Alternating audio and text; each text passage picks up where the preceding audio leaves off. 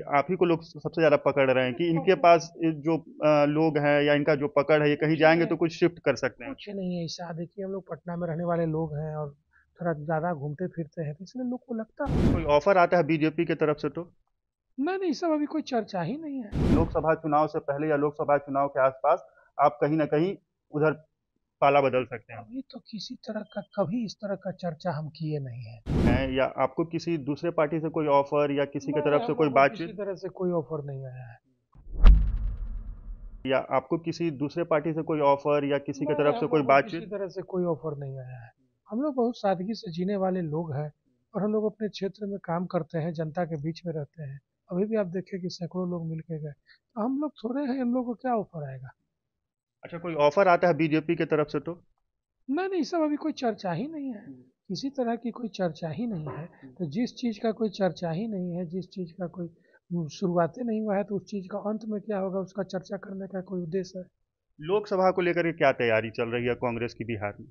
ये तो अध्यक्ष जी ज़्यादा बेहतर रूप से बताएंगे। पहले महागठबंधन में जनता दल यूनाइटेड भी था। अब एक बड़ा पार्टी था जो अलग हो गया है, एनडीए में चला गया है।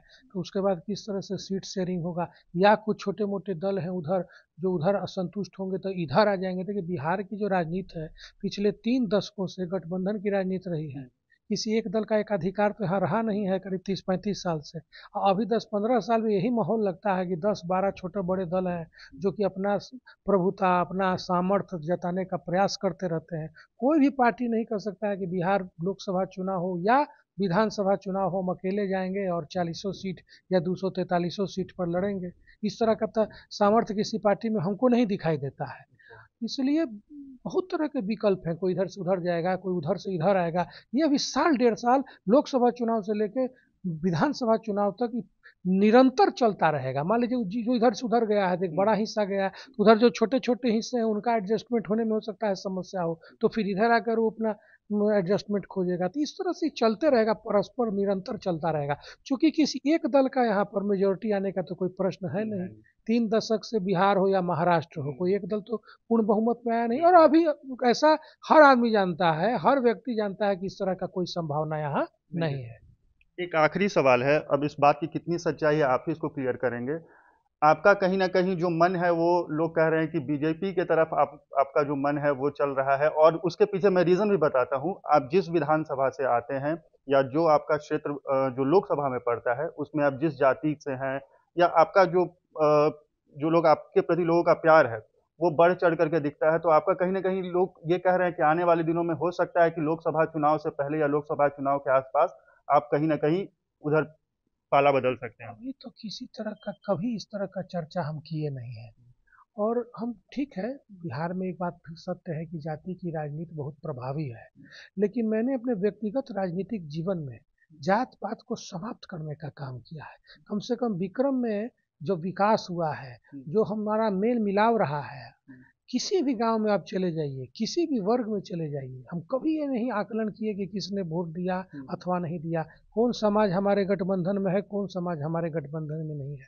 निष्पक्ष होने के हमने विकास करने का और संबंध बनाने का प्रयास किया है, और बहुत हद तक हम इसमें कामयाब भी रहे हैं। और जनता का आशीर्वाद, स्नेह और प्यार सदैव हमको मिलता रहा है। यही कारण है कि पिछले 2 चुनाव में 50% और उससे अधिक वोट हमको अकेले मिला, जो कि कोई गठबंधन को इतना वोट नहीं मिला है। तो ये प्रेम और स्नेह है। और हमने हमेशा जात पात का विरोध किया, धर्म का विरोध किया। हमने हर समाज, हर वर्ग उत्थान करने का प्रयास किया है। कोई ऐसा गांव नहीं है जो कि आज विकास से वंचित है। छोटा छोटा टोला, दलितों का टोला, गरीबों का टोला, अगड़ों का टोला, पिछड़ों का टोला, मुसलमानों का टोला, कोई ऐसा जगह नहीं है जहाँ की हमने विकास करने का काम नहीं किया है या उस समाज से जुड़ने का काम नहीं किया है। इसीलिए तो कहा जा रहा है कि आपने काम किया है, आप जनता के बीच में अक्सर रहते हैं।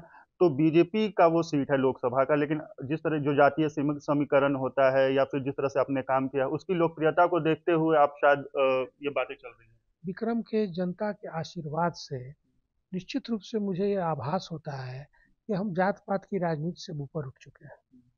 लोकसभा का चुनाव लड़ेंगे? आखिरी सवाल। ना ना, एकदम पार्टी नहीं। मौका देती है तो? ना, कोई भी पार्टी मौका देती कोई है तो? पार्टी मौका देगा, अभी हम लोकसभा का चुनाव लड़ने के लिए इच्छुक नहीं है। हम्म, और जब लड़ने का इच्छा करेगा तो निश्चित रूप से लोकसभा का हम भ्रमण करना शुरू कर देंगे।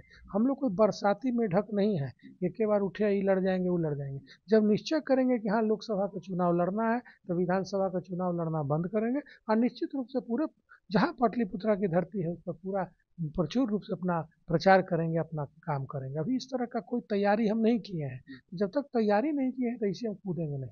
अच्छा, एक लाइन का जवाब आपसे चाहेंगे।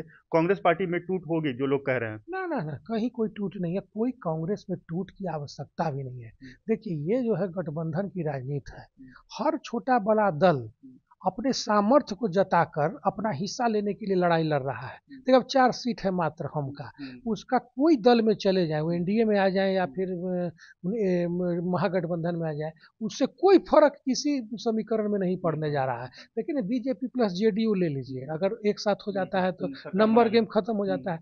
आरजेडी प्लस जेडीयू ले लीजिए, नंबर गेम नंबर एक हो गेम। जाए तो चारे विधायक हैं, लेकिन अपना चाह रहे हैं कि हमको 2 गो मंत्री हो जाए, चाहे फलना फलना मंत्रालय हमको मिल जाए।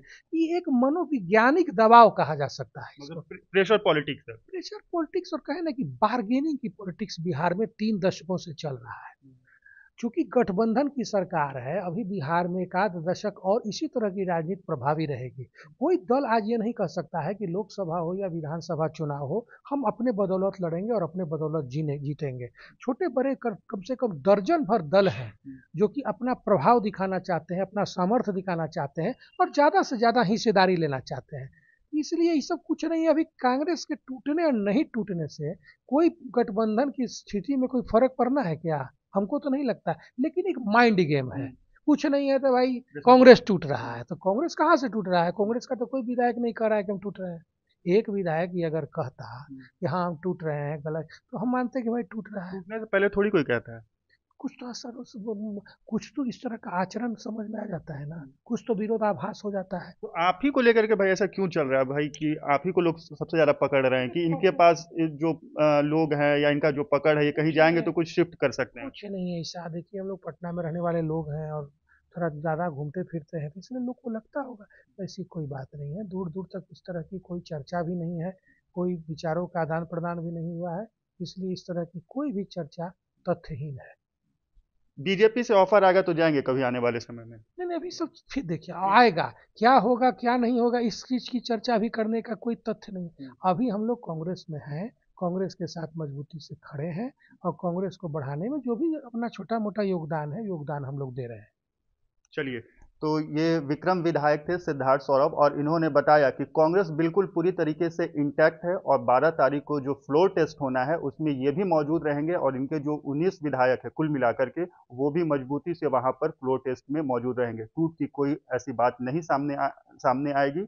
बाकी इस मुद्दे पर आपकी क्या राय है, कमेंट बॉक्स में लिख के जरूर बताएं।